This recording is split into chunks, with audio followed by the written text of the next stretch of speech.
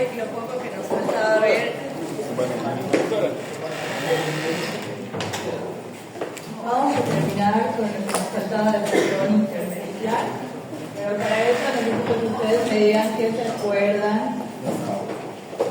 del patrón intersticial.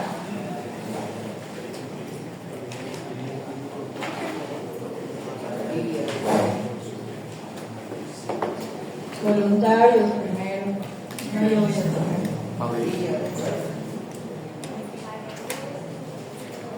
Levanten la mano. ¿Para qué, doctor? ¿Qué es lo que recuerdan del patrón intersticial? Dice.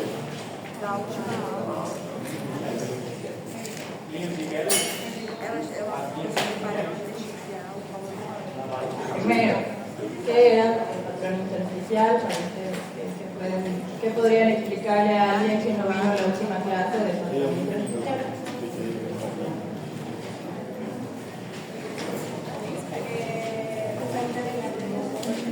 Apoio e tração.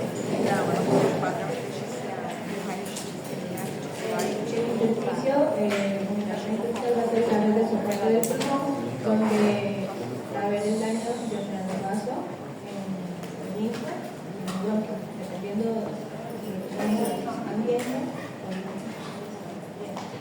Radiográficamente, ¿cómo se ve el patrón intersticial?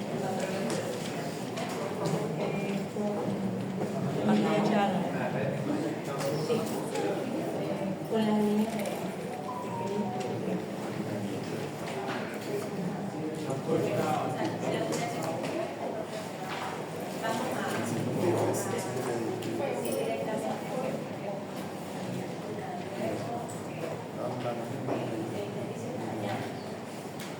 Bien, ¿alguien más que recuerde cómo se ve el patrón intersticial radiográficamente?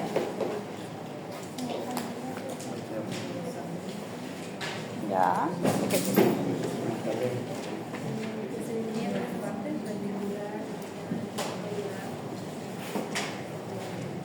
Bueno, se dividía en tres patrones, que era reticular lineal, nodular y retículo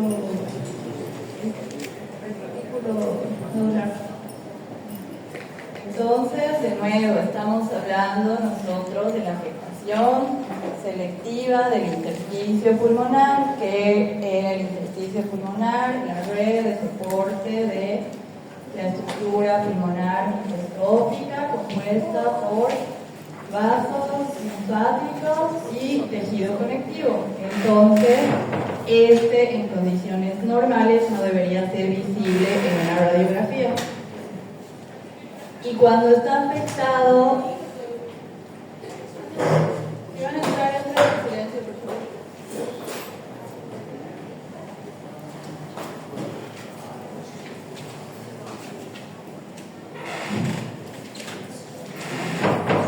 Bien, entonces cuando se afecta, yo les digo que en condiciones normales no deberíamos ver el intersticio. Cuando está afectado se va a engrosar, ¿no? Puede ser ocupación por líquido, como en los casos más agudos, o de descompensación hemodinámica, como en el caso de las insuficiencias cardíacas y el edema pulmonar en fase intersticial. También podía estar ocupado por células, que esto nos daba el engrosamiento en tomografía más irregular, en casos como linfangitis carcinomatosa y en los casos de fibrosis, estamos hablando ya de tejido fibrótico, ¿no? Se podía acompañar de desestructuración de la arquitectura pulmonar normal. ¿Con qué se asociaba? Con pérdida de volumen y cicatrización.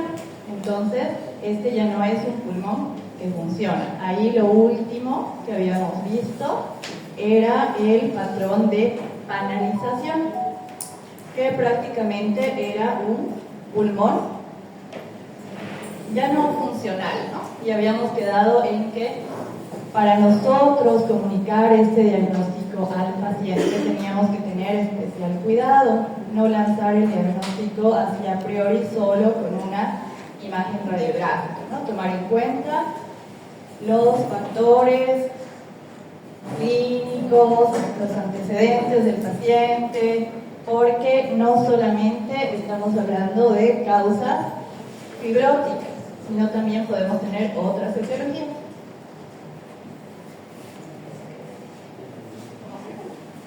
Ok. Entonces, básicamente tienen el patrón reticular, que es dado por lo que antes se conocía solamente como patrón lineal. Estas líneas, al estar engrosadas y visualizarse con la superposición dada por la penetración de los rayos X al tórax, forman redes. Ahí ustedes se acordaban de sus telas de araña. Cuando estas redes se volvían más gruesas, se acordaban de canal de abejas. Y ahora vamos a hablar de el patrón nodular. Bien, o sea, no hay mucho donde perderse. Su nombre ya les está dando la característica que tiene este patrón. Nos está hablando de formación de nódulos. Ahora, estos van a tener características distintas a los nódulos acinares que nosotros veíamos en el patrón alveolar. Estos nódulos acinares en el patrón alveolar prácticamente eran alvéolos rellenos de líquido. Ahora, en este caso del patrón nodular intersticial, nosotros estamos hablando de estructuras más definidas, o sea, que parecen dibujadas con un lápiz, digamos, ¿no? Pueden delimitar sus bordes. ¿Cómo son? Opacidades, esa es la terminología que ustedes van a utilizar para describirlas. Son pequeñas opacidades redondeadas, o también pueden describirlas como opacidades puntiformes dependiendo del diámetro, y estas generalmente son de pequeño diámetro, o sea, van entre 1 y 4 milímetros o 1 y 3 milímetros, dependiendo un tanto de la literatura en la que ustedes se basen. Para fines del examen nosotros nos vamos a basar en 1 a 4 milímetros. Ahora, ¿qué características van a tener estos nódulos de patrón intersticial? Son pequeños. Van a tener una distribución difusa, casi no hay predilección por regiones y, bueno, obviamente son bilaterales.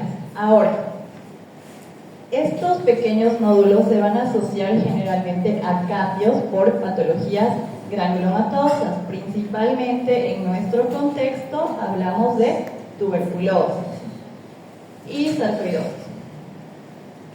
Menos frecuente ya de ver, por lo menos aquí, silicosis, histiocytosis, células de Langerhans, pero es importante mencionar que existen algunas metástasis pulmonares que van a tener pequeño tamaño, es decir, no todas las metástasis van a ser de gran tamaño, o sea, nódulos grandes. Dentro de las metástasis que pueden darnos un patrón micronodular están principalmente el cáncer de tiroides y algunos cánceres de testículos o de células óseas. Bien, entonces el patrón de estos nódulos es uniforme. Lógicamente esta imagen no es real, ¿no? Cuando ustedes vean nódulos que van variando mucho entre tamaño y distribución, probablemente no estemos hablando de un patrón intersticial, sino de nódulos por metástasis. Bien, vean esa radiografía. ¿Qué les parece? ¿Cómo son las opacidades que están observando? ¿O es normal?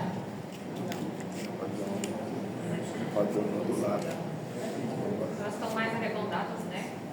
Bien, las opacidades en este caso no son ni como nubes, no parecen telas de araña, ni mucho menos panales de abeja. Están viendo múltiples opacidades puntiformes, o sea, puntitos, ¿no? En otras palabras, muchos puntitos radioopacos distribuidos de forma difusa y homogénea, al igual que el diámetro, no varía, casi todos tienen, a ojo de buen cubero, un mismo diámetro. Bien.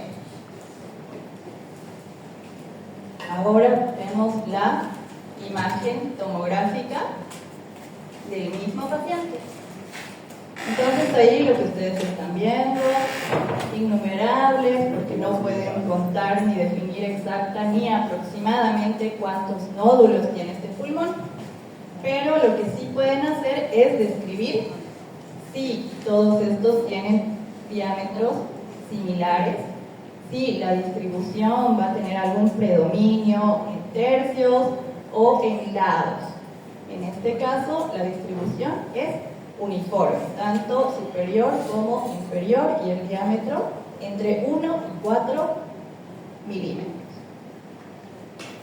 Bien, entonces esta imagen, tanto la de radiografía como la de tomografía, son imágenes clásicamente asociadas con un tipo de tuberculosis.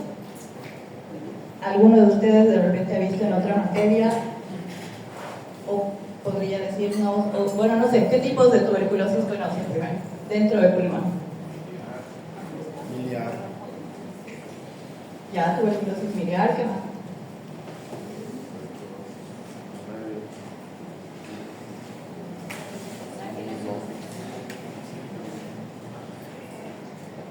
Bien, dentro de las formas de presentación de la tuberculosis pulmonar, nosotros vamos a tener tuberculosis primaria, tuberculosis primaria, secundaria o de reactivación, tenemos tuberculosis miliar y también vamos a tener afectación a la pleura. Y por otro lado, los cambios fibróticos que dejan las infecciones previas de tuberculosis, que eso vimos en la parte de fibrosis. Bueno, entonces, básicamente esta sería una imagen clásicamente asociada con tuberculosis miliar. Bien, ahora, ¿de dónde viene el nombre miliar? Ustedes saben que dentro de la historia de la medicina y los descubrimientos y todo eso, se asociaban los hallazgos con parecidos a cosas o con apellidos de personas, como las células vienen de celdas, ¿no? Por cómo se veían al microscopio. En este caso se llama tuberculosis miliar por las semillas de mijo, en algunos idiomas, como millo, una especie de granitos. No estoy segura de que existe en Bolivia, pero son parecidos a los granos de maíz, pero bien chiquitos, como puntitos. Entonces, de ahí viene su nombre. Importante. Como les decía, cuando ustedes vean nódulos que van a variar en diámetro y en localización y en predominancia de lateralidad o de zona, nosotros tenemos que plantearnos diagnósticos diferenciales.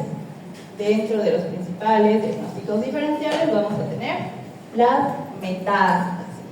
Ahora, cuando estábamos hablando del patrón intersticial, nosotros teníamos un tipo de diseminación del que habíamos hablado, que era la diseminación por vía linfática, que era la que iba a engrosar las paredes del intersticio. Por eso se llamaba linfangitis carcinomatosa. Bien, entonces, otra vía de diseminación de las células tumorales es la diseminación hematógena, o sea, por sangre. ¿Esto qué va a hacer? Va a hacer que se vayan a producir tumores pequeños de la misma estirpe celular del tumor primario, pero en órganos a distancia. Ahí nosotros tendremos dos signos radiográficos, bueno, un signo con dos nombres. Pueden encontrarlo como el signo de la silueta de globos o el signo de las balas de cañón. Entonces, para que se hagan una idea, cuando se sueltan los globos con helio, algunos se ven más grandes, otros más chiquitos, dependiendo de qué tan antes o tan después hayan llegado hacia arriba, ¿no? Entonces, prácticamente si usan la imaginación, yo creo que se van a acordar de eso. Ahora, aquí más bien estamos viendo múltiples nódulos. ¿Cómo son estos? Son ya de tamaños mayores. Estos miden más de 5 milímetros. Ahora, hablando de la distribución. ¿Cómo era la distribución en la anterior imagen? Difusa, generalizada, simétrica, más o menos simétrica, ¿no? En este caso, estamos viendo una distribución aleatoria. En algunas regiones del pulmón tengo mayor cantidad de nódulos, en otras no veo. En cuanto al tamaño, tengo nódulos de tamaño variable. Probablemente si medimos este, debe medir por lo menos unos 5 o 6 centímetros, ¿no? Este ya deja de llamarse nódulo, se llama más. Pero eso viene a formar parte del siguiente tema. Doutor, uma pergunta. Então, esse daí é porque já está em metástase, né? Então, a imagem anterior que a senhora mostrou era mais fácil de tratar porque estava no início da fenômeno ou não, da tuberculose? Más fácil de tratar dependiendo de cómo vean las cosas, pero son etiologías diferentes, ¿no? La tuberculosis es de origen infeccioso y esto prácticamente me está diciendo que un cáncer ya ha ido expandiéndose mucho a otro órgano a distancia. Este tipo de imágenes, ustedes van a verlo sobre todo metástasis por cáncer de colon. Ahora, ¿por qué he puesto esta imagen aquí? Porque es importante que ustedes recuerden que este tipo de nódulos así de grandes no son parte del patrón intersticial, pero son un diagnóstico diferencial. Bien. Entonces, el primer patrón que vieron, clásicamente descrito como micronodular, se asocia con tuberculosis miliar. Ahora, vamos a tener la combinación del patrón reticular con el patrón nodular o micronodular. Entonces, sí es un tanto más minucioso de revisar, pero en este caso ustedes están viendo líneas formando redes y en algunos lugares, sobre todo en los puntos de intersección, están observando nodulitos. Bien, entonces, cuando estábamos hablando de la faringitis carcinomatosa, decíamos que había engrosamiento del intersticio por diseminación linfática de células tumorales. Van a llegar a los puntos de intersección y van a ir formando pequeños nódulos. En tomografía tendremos el engrosamiento liso y el engrosamiento irregular. Radiográficamente yo no puedo hacer esta descripción porque recuerden que es una sola imagen de la superposición de todo el pulmón. Ahora, cuando yo veo un patrón reticulonodular, es más común verlo en lo que ya habíamos mencionado, linfagitis carcinomatosa. Pero en causas no neoplásicas vamos a tener patrones con silicosis, sarcoidosis y en etiología infecciosa en pacientes inmunosuprimidos, las neumonías por neumocistis girovecchi, ¿no? O antes se llamaba neumocistis carini y está fuertemente asociada con pacientes que viven con el virus del SIDA. Entonces, paciente joven, con fiebre, con tos, con prueba de VIH positiva o reactiva, ven esta imagen, hay que sospechar y hay que mencionar la probabilidad de este diagnóstico. Bien, entonces, ¿por qué se produce? Porque se van a ir engrosando tanto los septos como yendo a formarse estos pequeños nódulos. ¿no? O sea, obviamente la tomografía es mucho más fácil y hasta más bonito de estar encontrando y revisando, porque también en tomografía vamos a tener otro tipo de descriptores para estos nódulos. Esto, de acuerdo a la disposición, pueden ser nódulos centrolobulares, nódulos perilinfáticos, nódulos subpleurales, pero eso es netamente tomográfico. Bien, ¿qué les está diciendo el texto? Que ustedes están viendo. Engrosamiento septal interlobular. O sea, las paredes entre septo y septo están engrosadas. Ahora, tienen engrosamiento delgado, engrosamiento más grueso, pero además están observando múltiples formaciones micronodulares.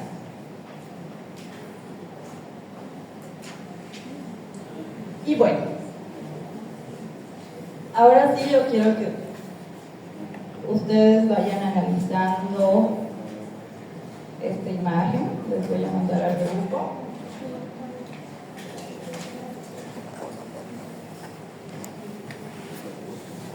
Los que pueden ir viendo ahí, traten de encontrar todo lo que les parezca patológico.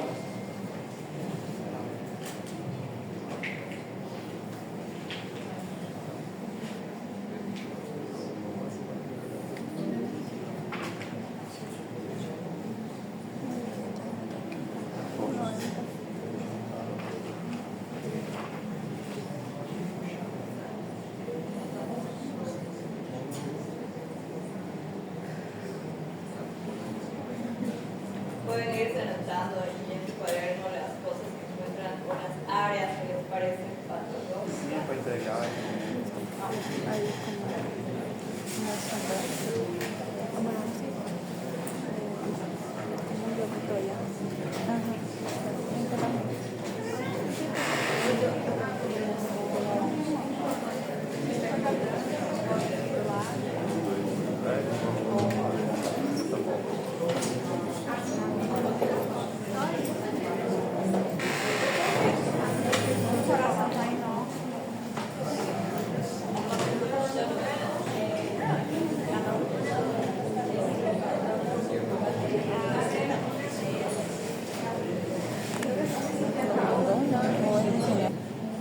¿Qué más? Infiltrado en la rede Ahora vaya levantando la mano.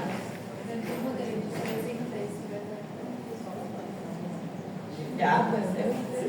los sinais de los dos balones, que son 4 nódulos que tenemos. Fue marcado. Con el dedo. 1, 2, 3, 4. 4 nódulos que están enseñando los balones, no hay tórax derecho. Cuando hablamos de las balas de cañones, cuando vemos muchos, pero la observación es buena, porque ahí su compañero ha identificado en la parte periférica del tercio pulmonar derecho una lesión de partes con densidad de partes blandas, no, periférica. Ahora, las otras que ha mostrado, ¿así debería verse un hilio pulmonar normal? No. No, ¿cómo tendría que verse? Solo es Divergente con densidad media.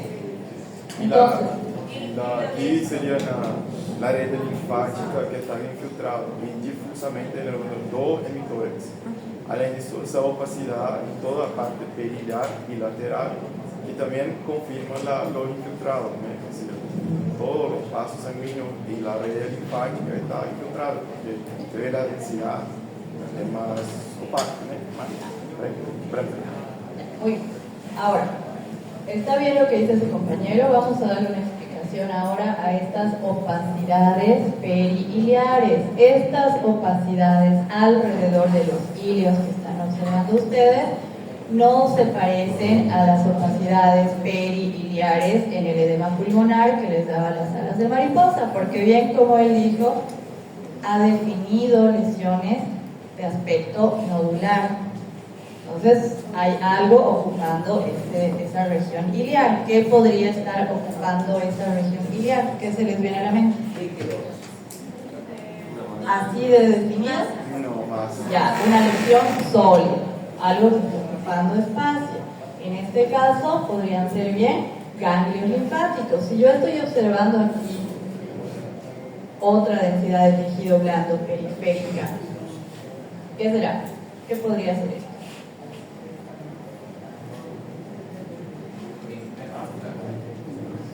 ¿Qué otros hallazgos? Faltan cosas.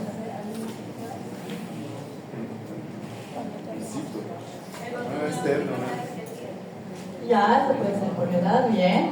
Y lo que decía su compañero, él me decía, hay una desviación de la tráquea y del bronquio, sí, porque habíamos dicho que a la altura del botón aórtico puede existir cierto desvío lateral de la tráquea por la posición de la aorta, ¿no? Sobre todo en pacientes ya mayores, hipertensos. ¿Qué más? ¿Qué más? Falta cosa.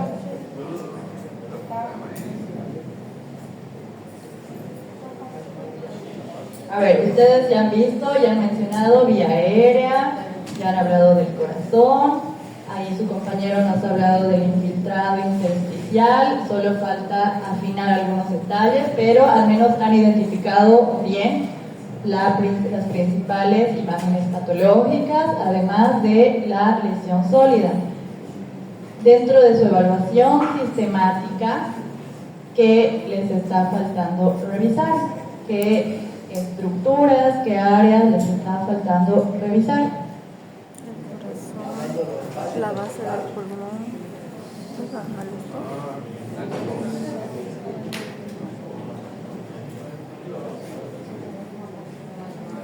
Esto es la cápsula, ¿no? Ya, su compañero dice estructura ósea. ¿Todo normal? Ya, hay un desvío de la columna dorsal hacia la derecha. Es lo de menos, o sea, lo menos que tiene este paciente. Lo más bueno que tiene este paciente. Pero ese desvío no es debido a la naturaleza misma, o sea, de la columna, porque la columna está desviada. Claro, está desviada, puede ser posicional, es otra cosa. Pero eso es lo de menos ahorita, yo quiero que vean otra cosa. A ver, amplíen en sus celulares, revisen estructura ósea. Yo digo que esto es una columna, pero esto no se nota.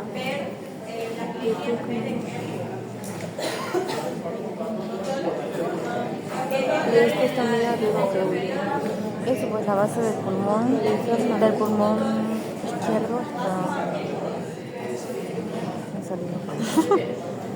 está muy levantado.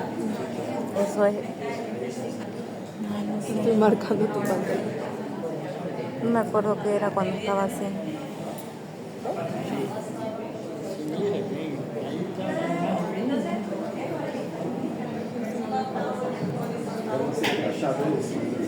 También Ya, puede ser por la pero hay cardiomegalia. cosas más fuertes, Se nota mucho. turbias.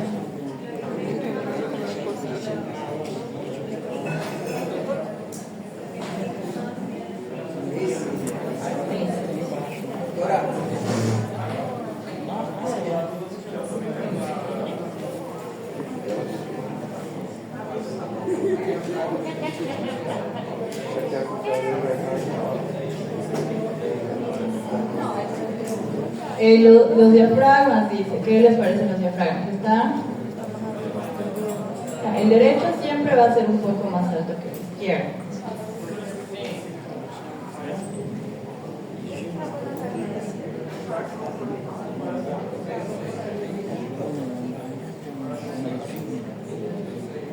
¿Será varón? ¿Será mujer?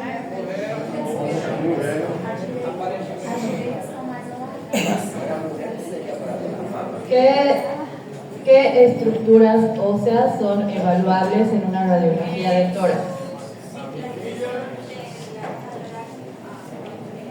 A ver, ¿qué estructuras óseas son valorables en la radiografía de tórax?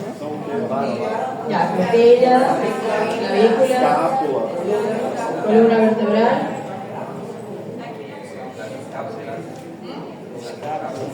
Bien, ¿cómo están sus escápulas? A ver, vean en sus celulares cómo están las escápulas. Esta está más arriba y esta está casi normal. Yo creo que la posición Cuando evaluamos estructura ósea, nosotros tenemos que poder seguir los bordes óseos, o sea, las cortical ósea, como una línea más radiopaca, porque es la parte más dura del hueso. Bien.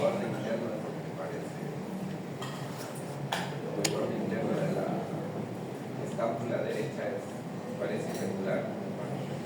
Ya, bien. Entonces, ahí están los hallazgos. Opacidades, reticulonodulares, finas en las zonas medias e inferiores de ambos pulmones. Bien, han visto. Abombamiento del hilio derecho, de aspecto nodular, que a mí me habla de linfadenopatía. Ganglios no buenos. La masa periférica en la zona media del pulmón derecho.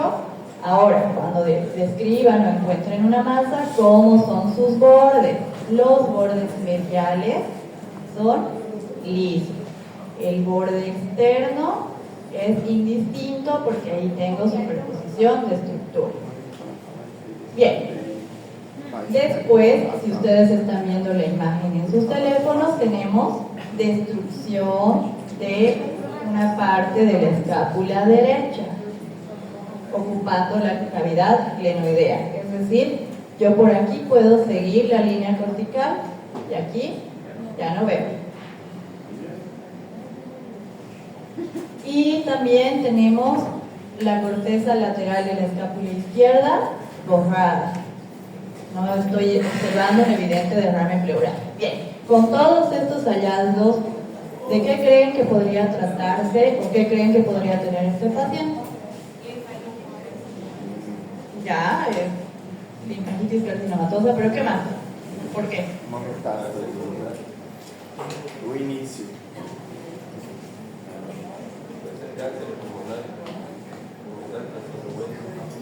Bien, ahí revisamos la tomografía. Tenemos en las imágenes superiores, todos son cortes axiales, las imágenes superiores en ventana pulmonar. Estamos observando muchos nodulitos peribroncovasculares. Aquí estamos observando ya en la ventana de tejidos blandos la lesión que tiene densidad de partes blandas, ¿no? Porque es una densidad similar a la del músculo con cierto realce al medio de contraste. Es un poquito mayor. Alrededor del corazón estamos observando líquido, o sea, hay derrame pericárdico, por eso ese corazón se veía más grande. Bien, entonces esta es una imagen modificada, pero básicamente es el paciente cómo entra al tomógrafo. Para una tomografía de tórax entra con las manos hacia arriba. Miren cómo está el brazo izquierdo. Entonces estamos observando formación de tejido blando que está destruyendo hueso. Y si está destruyendo hueso, no creo que sea algo bueno, benigno, ¿no? Bien. Se le hace un estudio completo de tórax, abdomen y pelvis. ¿Qué corte es? Coronal. ¿Qué corte es? Coronal. Bien, coronal. Entonces, básicamente se le hace el estudio contrastado. Aquí estamos observando que las lesiones que destruían la corteza ósea en ambos lados se asocian con extensas lesiones de tejido blando. Bien. Ya yéndonos a la parte de abdomen. Por anatomía, este sería el hígado. Este el... Sim, não. ¿Cuál riñón? Derecho. Derecho. Ahora, en una imagen especular, en el lado izquierdo yo tendría que tener una imagen igual o similar. ¿Qué estoy observando al otro lado? Derreteu. Bueno, estamos observando una imagen de un riñón completamente desestructurado, aumentado de tamaño, heterogéneo, con realce también heterogéneo, áreas hipodensas, o sea, no parece un riñón, ¿no? Y además la flecha nos está señalando otra región con lisis, una lesión lítica ósea destruyendo el borde y parte de un cuerpo vertebral. Entonces, ya el hecho de que yo vea que hay hueso destruido me tiene que hacer preocupar, no va a ser algo bueno. Encima, ustedes veían esa formación del tejido blando periférica. Entonces, estaban observando el patrón intersticial reticulo nodular. Ustedes ya saben que existe la linfangitis carcinomatosa. Se manda al paciente a hacer un estudio de extensión porque si algo me está destruyendo hueso, debe estar proveniendo de algún lado. Entonces, en este caso, era un cáncer renal con metástasis regional y a distancia. Ahora, es por eso que es importante que ustedes sigan su evaluación sistemática, porque pueden pasar por alto alguna lesión que realmente pueda hacer un cambio sustancial en el paciente. Bien, hasta este punto, todo claro.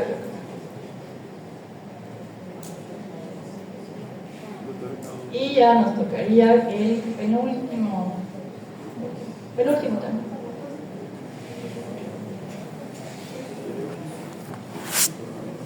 Bien, ahora nos toca hablar de nódulo masa, pero desde otra perspectiva. No nos estamos basando ahora en el patrón intersticial.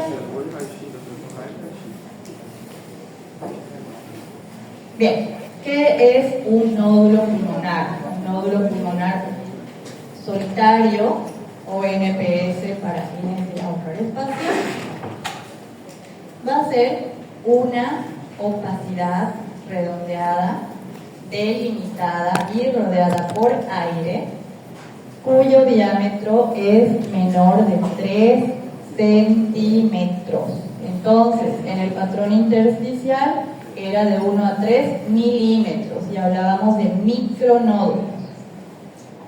A partir de 4 o 5 milímetros hasta 3 centímetros, yo estoy hablando de nódulos. O sea, tienen micronódulos y nódulos.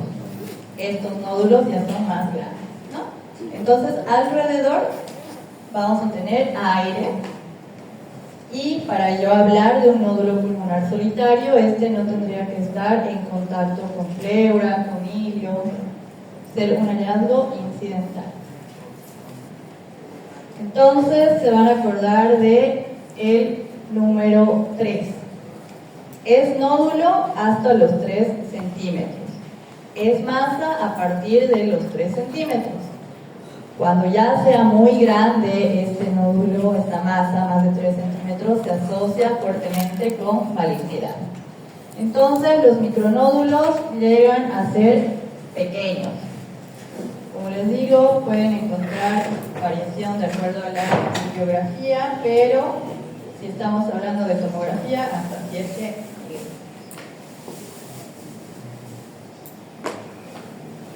Bien, cuando hablemos de diagnósticos diferenciales, generalmente nódulo o masa van a tener los mismos diagnósticos diferenciales. Solo tenemos que tomar en cuenta de que si una lesión es más grande, es más probable de que estemos hablando de algo maligno. Ahora, cuando yo tengo lesiones menores de 3 centímetros de alta densidad, generalmente se asocian con granulomas calcificados y son de etiología benigna.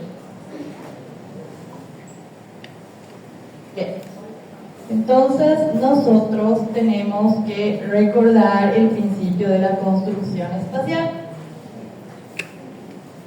En este caso, yo estoy viendo la imagen nodular. Sin embargo, por la proximidad con la pared lateral, no sé, hay que asegurarse de que realmente corresponda con una lesión intrapulmonar. Para eso pido mi radiografía lateral. Sobre todo las lesiones que se encuentran en los tercios pulmonares, porque recuerden que los pezones también van a dar sombra, se va a observar un área de mayor opacidad. ¿Qué forma van a tener? Morfología nodular. Entonces, si yo veo dos imágenes similares en posiciones bien simétricas, probablemente estos sean solo pezones, como en este caso. Si se fijan, en ambos lados los nódulos son simétricos en densidad, en tamaño.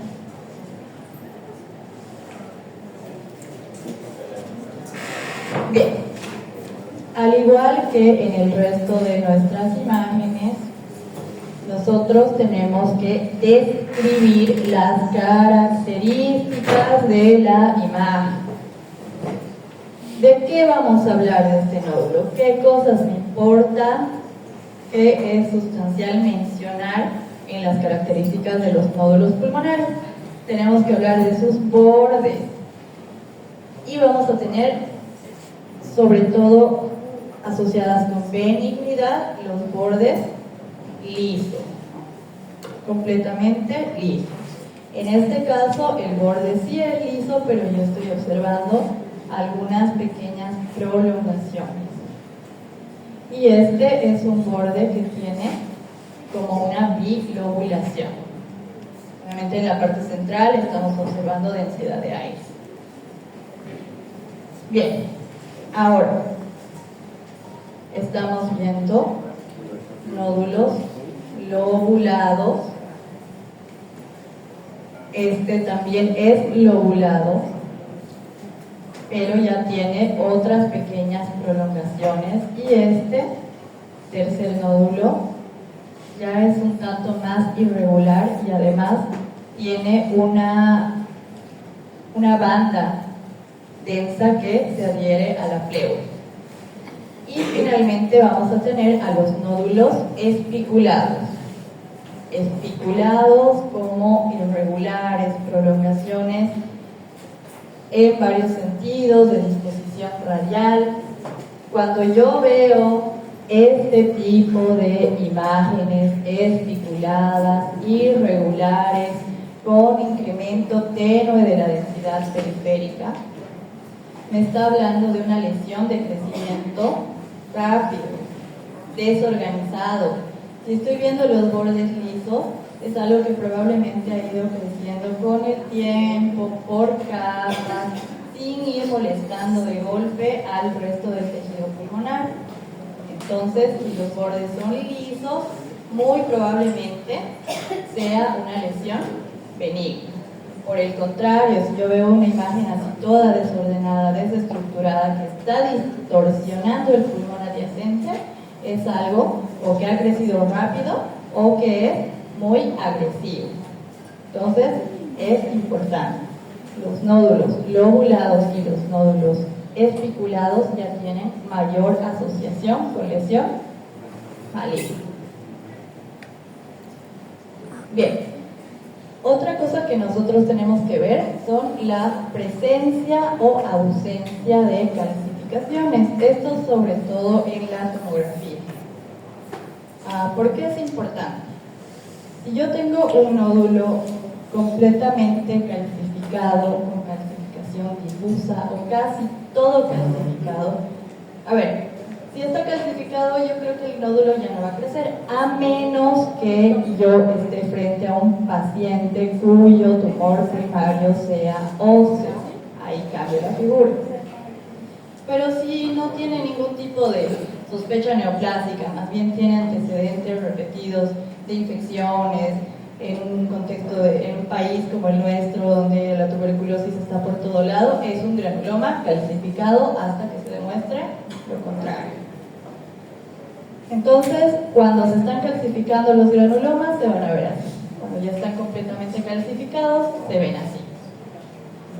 Como les decía, las lesiones benignas van a ir creciendo lentamente y probablemente en capas. Por lo tanto, si yo también veo calcificaciones laminares o concéntricas, son signos radiológicos de benignidad. También cuando yo vea imágenes, se llaman condroides porque dan el aspecto celular del cartílago. Estas radiográficamente van a tener un nombre, el signo de palomitas de maíz, o sea, por obvias razones. Ahora, hasta este punto, estos son patrones benignos de calcificación de los nódulos pulmonares. ¿Cuándo son sospechosos?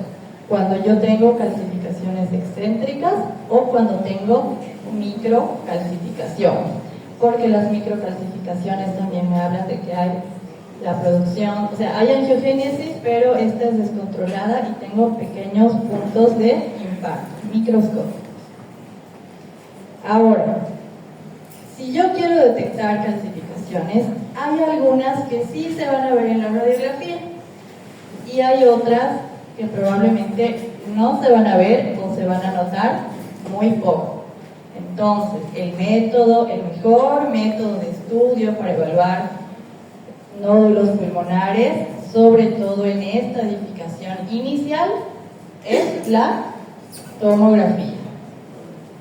Si yo quiero ver las características, no voy a utilizar la ventana del pulmón.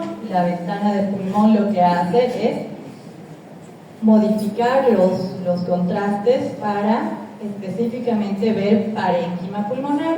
Yo lo que quiero ver en un nódulo pulmonar es si este es de tejido blando, si está calcificado, si tiene grasa, si tiene aire. Entonces yo voy a evaluar con ventana de tejido blando o ventana de mediastina, que es la misma cosa. Entonces, como les decía, no todos los nódulos calcificados son benignos. Hay algunas metástasis calcificadas que son puntiformes, como en estirpes carcinoides, pacientes con osteosarcomas y condrosarcomas. Entonces, de nuevo, voy a seguir diciendo, depende mucho del contexto clínico de mi paciente. Hasta ese punto, ¿hasta cuánto tenía que medir una imagen nodular para que yo la considere un nódulo? Hasta 3 centímetros. Bien, a partir de 3 centímetros yo la voy a considerar como masa. Bien. Bueno, es un tanto controversial porque a nosotros cuando estábamos aprendiendo nos decían la masa es para los panaderos, o sea, pero ya eso es cuestión de gustos para describir. Generalmente solemos describir como lesión sólida, pero está clasificado como masa. Bien, entonces lo mismo, nosotros al igual que en el nódulo tenemos que ver que sea intrapulmonar. ¿Cómo? Con radiografía lateral. Bien. Ahora, dentro de las masas por radiografía,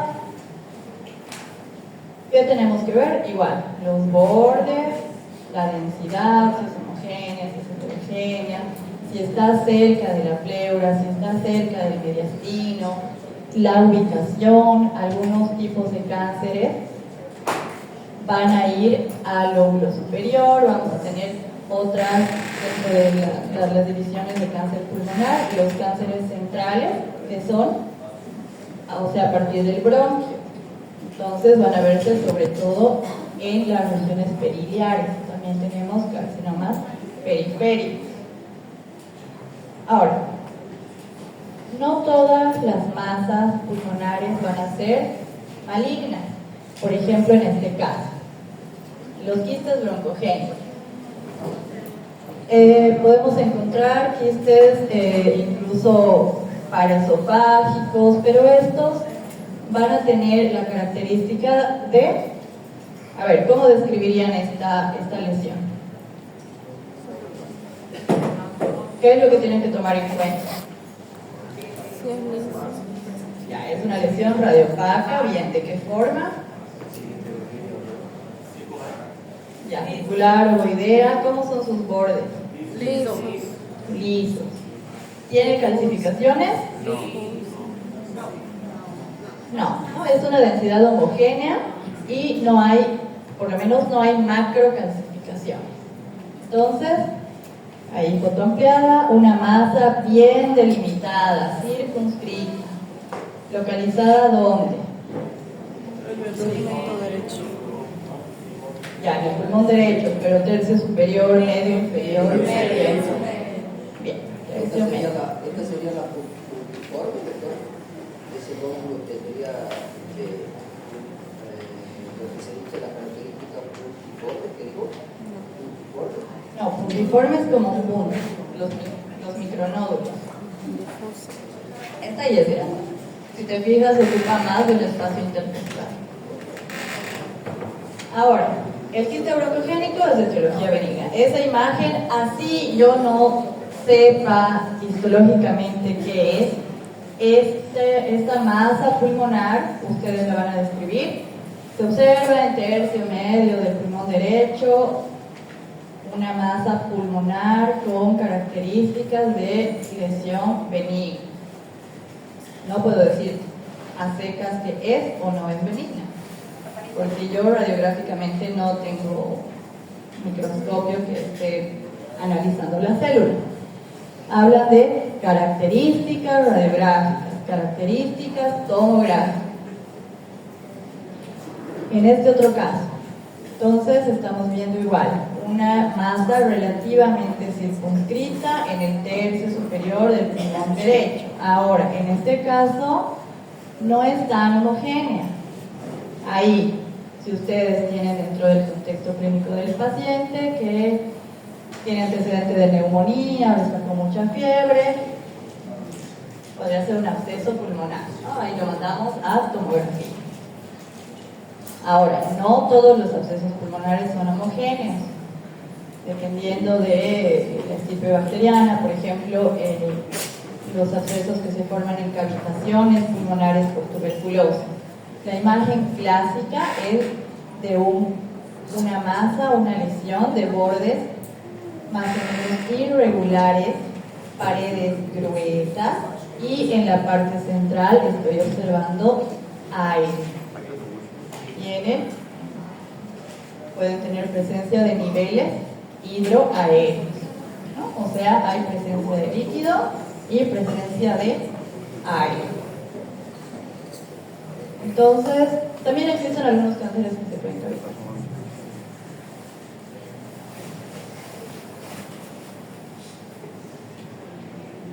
No se puede ampliar más. Sin embargo, las imágenes importantes del mismo paciente, ¿no? Aquí estamos observando la lesión, es más o menos regular, pero aquí la característica importante dentro de la densidad es que yo estoy observando el nivel.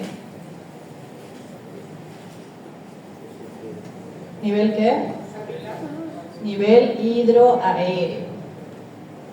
Esto que ven radiolúcido y lo que ven hipodenso en la tomografía es aire. O sea, están viendo como más o menos así su lesión.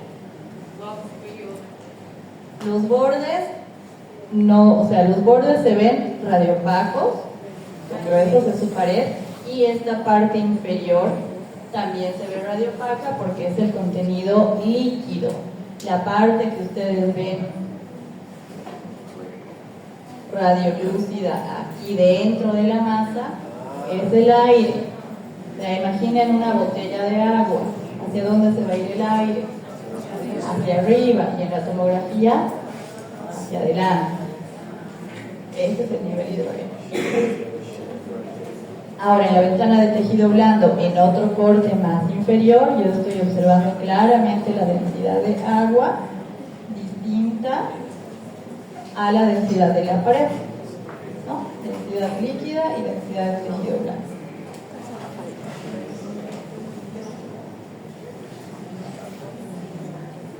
Bien. Ahora, esta era la radiografía inicial de un paciente. Impresión de qué les da. A ver, ¿qué les parece el nódulo de la primera imagen? Nódulo más. A ver, ¿qué me parece una masa? Bien. Bien, está definida, circular, pero a este paciente tenía Sintomatología infecciosa, completamente infecciosa. Le dan antibióticos y al mes le hacen un control radiográfico, es el mismo paciente. ¿Dónde está la lesión? En la segunda imagen, bueno, en la imagen C. Es el mismo paciente, 4 semanas después. Post tratamiento antibiótico.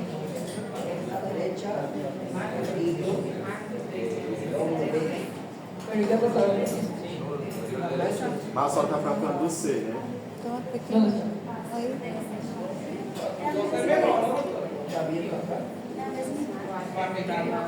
Eu coloquei Van a mesmo leer 4 sobre semanas. neumonía redonda y atelectasia redonda. Ya tenían que leer hemitórax opaco. Ahora vamos a hablar el siguiente de neumonías y atelectasias redondas, ¿no? Pueden existir neumonías redondas, sobre todo en pacientes pediátricos, que post tratamiento antibiótico desaparece esta lesión. Bien, entonces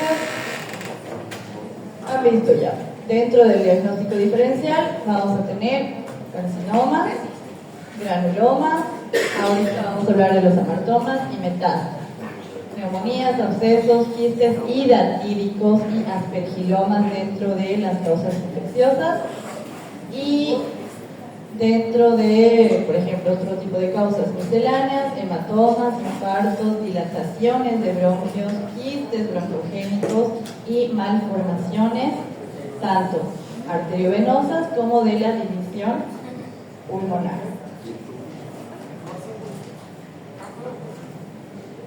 Ya casi. Esta es la última.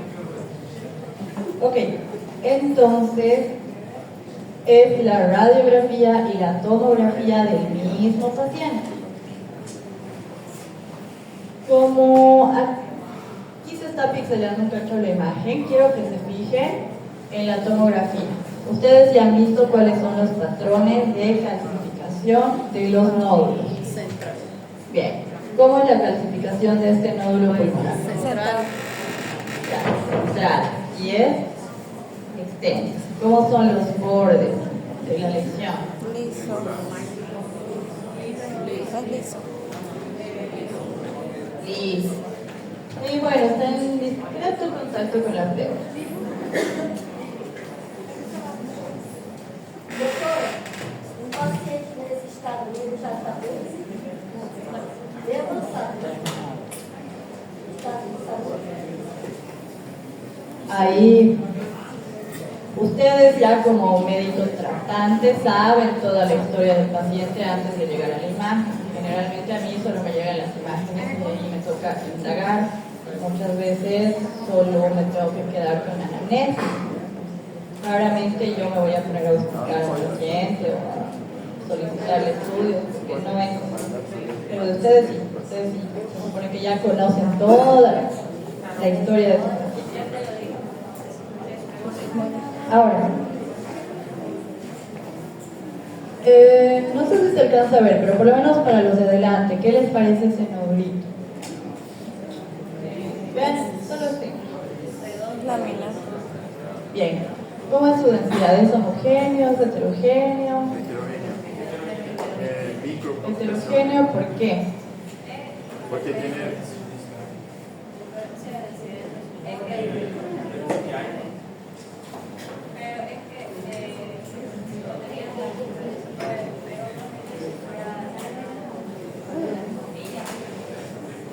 Tiene microcalcificaciones. Es una buena observación. Sin embargo, estamos observando áreas de calcificación, pero de aspecto condroide. Y lo que mencionaba su compañero, que le parecía que era aire, recuerden que tienen 5 densidades. Las dos más bajas son aire y... ¿Cuáles son las 5 densidades? No se van a ir. 5 densidades. Aire.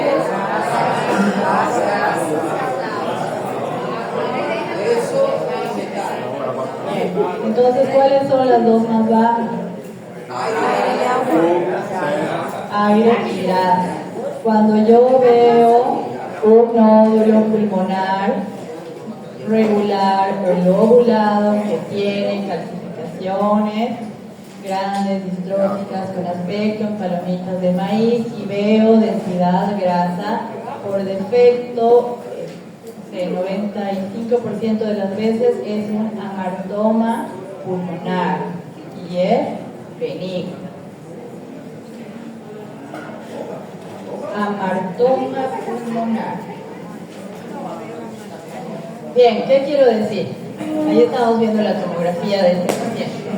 Si ustedes evalúan con ventana pulmonar, no van a poder valorar las características sólidas del nódulo. Tienen que ver o en ventana de hueso para discriminar la calcificación, o en ventana de tejido blando, lógicamente para ver los componentes de tejido blando.